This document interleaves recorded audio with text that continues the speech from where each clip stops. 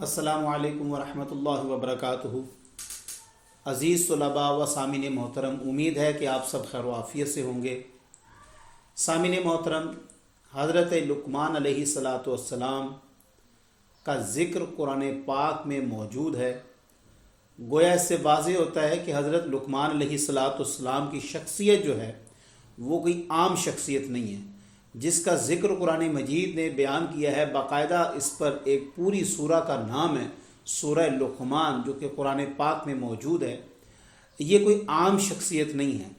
मुफस्सरीन ने इनके बारे में लिखा है। मैं जब रिसर्च कर रहा था इनके बारे में बहुत अरसा कबल, तो एक बहुत ही खूबसूरत वाक़या जो इनका मेरे सामने आया वो ये आया कि हज़रत लुक़मान अलैहिस्सलातु वस्सलाम शुरू से ही बड़े बरगज़ीदा और बड़े ही नेक इंसान थे।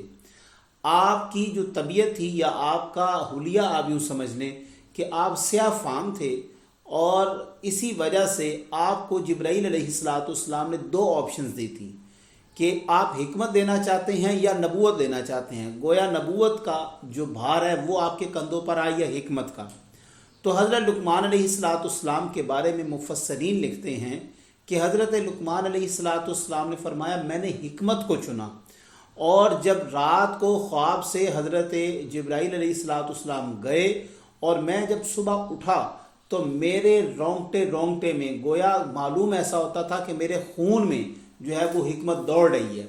इसलिए हज़रत लुक़मान अलैहिस्सलातु वस्सलाम फरमाते हैं कि मुझे जड़ी बूटियाँ खुद बोल कर फरमाती हैं, बोल कर कहती हैं कि हम फ़लाँ चीज़ का इलाज है। तो हज़रत लुक़मान अलैहिस्सलातु वस्सलाम के बारे में ये तो बात वाज़ेह है कि आप पैगंबर नहीं थे, अल्लाह ताला के सालेह बंदों में से एक बंदे थे। हज़रत लुक़मान अलैहिस्सलातु वस्सलाम ने अपने बेटे को 5 नसीहतें की, जो कि अगर आप खोल के एलेबोरेट करके बयान करें तो गोया मालूम होता है कि ये तकरीबन 7 नसीहतें बनती हैं, लेकिन अक्सर लोग इसको 5 करके बयान करते हैं। तो हम वो तमाम की तमाम नसीहतें आपके साथ शेयर करते हैं। उसमें सबसे जो बड़ी नसीहत है या सबसे पहली नसीहत है, इन नसीहतों का एक तो बात, एक लुबेल बात बिल्कुल वाज़ेह है। कोई भी शख्स अगर इनमें से किसी भी नसीहत को अगर उसका मुनकिर होता है, इनकार करता है, तो आप ये समझ लें कि उसका रास्ता दुरुस्त नहीं है।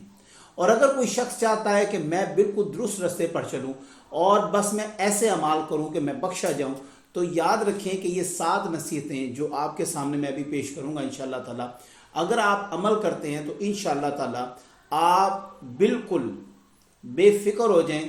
फिर वो कुरान पाक की जो आयत है जिसका मिसदाक है कि जो अल्लाह के दोस्त होते हैं उनको ना दुनिया में गम है, ना उनको कोई आखिरत में कोई गम या रंज होगा। वला खौफुन अलैहिम वला हुम यहज़नून वाला मामला होगा। सबसे पहली जो नसीहत हज़रत लुक़मान अलैहिस्सलातु वस्सलाम ने अपने बेटे से की, फरमाया, या बुनैया, ए मेरे बेटे, ला तुश्रिक बिल्लाह, अल्लाह के साथ किसी को शिरक ना करना। इन्ना शिरका लज़ुल्मुन अज़ीम, के बेशक जो शिरक है ये सबसे बड़ा जुल्म है। आप ये देखिए सबसे बड़ा जुल्म कैसे है शिरक। एक हस्ती है, ये एक मैं दुनियावी मिसाल दे रहा हूँ। हम लोग आपस में अगर किसी को दोस्त या महबूब रखते हैं तो हम ये कतई नहीं चाहते कि हमारा महबूब किसी के साथ गुफ्तगू करे। हम अपना महबूब किसी के साथ शेयर नहीं करना चाहते। तो अंदाज़ा लगाएं, जिस खालिक कायनात इस कायनात को तख्लीक किया और इंसान को अपना नायब बनाया, गोया इतनी महबूब तरीन चीज़ कि उसको अपना नायब बना दिया और ज़मीन पर उसको खिलाफत के लिए भेजा, यहाँ पर एक निज़ाम खुदा जो है वो राइज करने के लिए भेजा। वो जब शख्स जो है उस ज़ात के साथ किसी को शरीक करता है तो अल्लाह तबारक ताला को इससे बहुत ज़्यादा गज़बनाक हो जाता है अल्लाह तबारक ताला। और कुरान पाक की जो आयत है 3 जगह पर अल्लाह तबारक ताला ने फरमाया कि शिर्क के अलावा तमाम के तमाम गोया गुनाह माफ़ कर दिए जाएंगे। तो शिर्क जो है वो सबसे बड़ा जुल्म है। ये पहली नसीहत आपने हज़रत लुक़मान अलैहिस्सलातु वस्सलाम ने अपने बेटे को की। और दूसरी जो नसीहत बड़ी खूबसूरत, हज़रत लुक़मान अलैहिस्सलातु वस्सलाम ने फरमाया, ए मेरा बेटा, अगर तेरी कोई ज़र्रा बराबर भी नेकी है, गोया यहाँ पर कहने का मकसद ये है कि अल्लाह ताला बहुत ज़्यादा बारीक बीन है, वो आपकी ज़र्रा बराबर नेकी भी, गोया आपने वो पहाड़ों पर बैठ के भी की है और वो छुप के की है, किसी गार में जाके आपने कोई नेकी की है, अल्लाह व तबारक ताला क़यामत वाले दिन आपकी और मेरी उस नेकी को सामने लेकर आएगा। इसी तरह अगर इंसान अपना कोई गुनाह करता है اور وہ کتنا ہی اس کو کیوں نہ چھپا لے، بروز حشر اس گناہ کو سامنے لے کر آیا جائے گا۔ حضرت لقمان علیہ السلام کی تیسری نصیحت جو اپنے بیٹے کو آپ نے فرمائی، یا بنیا اقم الصلاۃ، اے میرے بیٹے صلاح کو قائم رکھ۔ اور اس کے بارے میں بھی قرآن پاک کی سورۃ المدثر میں اللہ تبارک تعالیٰ نے فرمایا کہ جب جنتی جہنمیوں سے مخاطب ہوں گے تو وہ کیا کہیں گے؟ جنتی جب ان سے پوچھیں گے کہ تم لوگ کس وجہ سے جہنم میں آئے ہو، تو وہ سب سے پہلا جواب یہ دیں گے کہ ہم لم نکو من المصلین، ہم تو نماز نہ پڑھنے والوں میں سے تھے۔ گویا صلاح کا، عبادت کا منکر ہونا، انکار کرنا یا اس کو ادا نہ کرنا، اس کی سزا بھی جہنمی ہے۔ اور یہ تمام جو اس میں نصیحتیں بیان کی گئی ہیں، یہ تمام کی تمام قرآن پاک میں کہیں نہ کہیں موجود ضرور ہیں۔ کوئی ایسی نصیحت نہیں ہے کہ جو قرآن پاک حضرت لقمان نے اپنے بیٹے کو کیا ہے لیکن قرآن نے اس کو نقل نہیں کیا، اس میں تو کیا ہی ہے، اس کے علاوہ بھی کئی مقامات پر کیا ہے۔ پھر حضرت لقمان علیہ السلام آگے فرماتے ہیں، اے میرے بیٹے بھلائی کا، اولو الامر کا حکم دو، لوگوں کو بھلائی کی طرف بلاؤ، لوگوں کو بھلائی کی دعوت دو، لوگوں کو نیکی کی دعوت دو، اور کیا کرو؟ عن المنکر، اور برائیوں سے روکے رکھو، خود کو بھی روکو۔ دیکھیں امت مسلمہ اور خاص طور امت محمدی کی یہ شان ہے کہ اللہ و تبارک تعالیٰ نے اس میں جو ہے وہ مولوی ازم نہیں رکھا، ہمارے میں مولوی ازم نہیں ہے، یہاں پر گویا ہر شخص عالم ہے، ہر شخص کو یہ اختیار اللہ نے دیا ہے کہ تم نیکی کی دعوت دو اور خود بھی نیکی کرو، اور اسی طرح خود بھی آپ گناہوں سے بچو اور دوسروں کی بھی اس کی ترغیب اور دعوت دو۔ گویا معلوم ہوتا ہے کہ یہ خاص کسی طبقے کا کام نہیں ہے۔ ہم یہ کہہ دیں کہ یہ فلاں علماء کا قصہ ہے، یہ تو دعوت اسلامی والوں کا ہے، یہ تو تبلیغی جماعت والوں کا ہے، یہ تو سلفیوں کا ہے، یہ تو سیفیوں کا ہے، ایسا کوئی چکر نہیں ہے۔ گویا دین اسلام آپ کو خود مختار کرتا ہے، امپاور کرتا ہے کہ آپ خود بھی نیکی کریں اور دوسروں کو بھی نیکی کی دعوت دیں، آپ خود بھی برائی سے بچیں اور دوسروں کو بھی برائی سے بچنے کی دعوت دیں۔ آگے حضرت لقمان علیہ السلام اپنے بیٹے کو فرماتے ہیں، جو کہ چھٹی نصیحت ہے، آپ فرماتے ہیں کہ بیٹا پانچویں نصیحت آپ فرماتے ہیں کہ بیٹا مصائب پر صبر کرنا ہے۔ گویا جو بھی تمہیں وَاصْبِرْ عَلَىٰ مَا أَصَابَكَ إِنَّ ذَلِكَ مِنْ عَزْمِ الْأُمُورِ، اگر تجھ پر کوئی پریشانی آ جاتی ہے، کوئی تکلیف آ جاتی ہے، تو اس پر اللہ کا شکر بھی کرنا ہے اور اللہ تعالیٰ کے ساتھ صبر بھی کرنا ہے۔ اچھا شکر کس طرح کرنا ہے؟ دیکھیں اگر اللہ تعالیٰ آپ پر مصیبت لے کر آتا ہے یا جس کو ہم امتحان کہتے ہیں وہ لے کر آتا ہے، تو یہی وہ موقع ہوتا ہے کہ اللہ کی قربت انسان اختیار کرتا ہے۔ تو یہ تو جس طرح بیماری ہے، سرکار دو عالم صلی اللہ علیہ وسلم نے فرمایا کہ مسلمان مومن کو اگر ایک کانٹا بھی چبھتا ہے، یعنی کہ یہ کانٹا پریشانی ہے، تو بھی اس کے گناہ کیا ہوتے ہیں؟ جھڑتے ہیں، اور ایسا کوئی کانٹا نہیں ہے کہ جس کے چبھنے سے مومن کے گناہ معاف نہ ہو۔ گویا انسان کے اوپر، خاص طور پر مسلمان کے اوپر اگر کوئی پریشانی آتی، یہ بھی اللہ کا امتحان ہے، یہ بھی شکر ہے کہ اس نے امتحان کے لیے ہمیں چن لیا ہے۔ اور پھر اللہ تبارک تعالیٰ نے یہ قرآن پاک میں ارشاد فرمایا کہ مومن تو وہ ہیں جب جب انسان کے اوپر مصیبت آتی ہے۔ ابھی اس سے پہلے کچھ دنوں میں نے ایک ویڈیو بنائی تھی جس میں صبر اور شکر کے حوالے سے میں نے ڈیفرینشیٹ کیا تھا کہ آپ کے اوپر جب صبر آتا ہے تو وہ صبر کب ہوتی ہے، اور جب آپ کسی چیز کو برداشت کر رہے ہوتے ہیں، گویا کسی کے اوپر ظلم ہو رہا ہے، اب ظلم ہونے کے بعد کیا ہے، وہ سمجھتا ہے کہ جو میں برداشت کر رہا ہوں ایکچولی وہ صبر ہے۔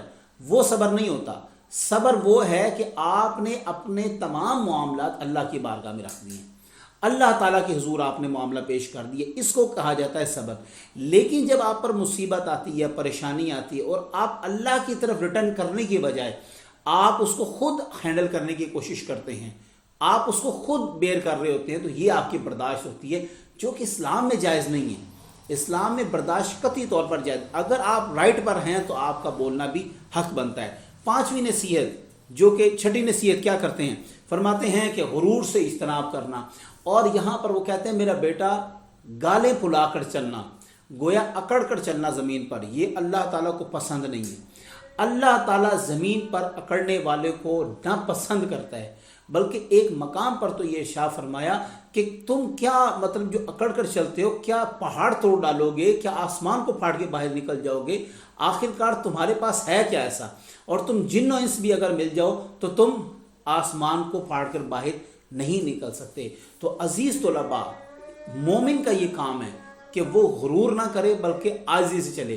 اور آخری نصیحت جو کہ بالکل عین قرآن پاک میں ایک اور مقام پر اللہ تبارک تعالیٰ نے ارشاد فرمایا، حضرت لقمان کہتے ہیں کہ زمین پر عاجزی سے چل اور اپنی آواز کو پست رکھ، کیونکہ سب سے اونچی جو آواز ہے وہ گدھے کی آواز ہے اور وہ اللہ کو پسند نہیں ہے۔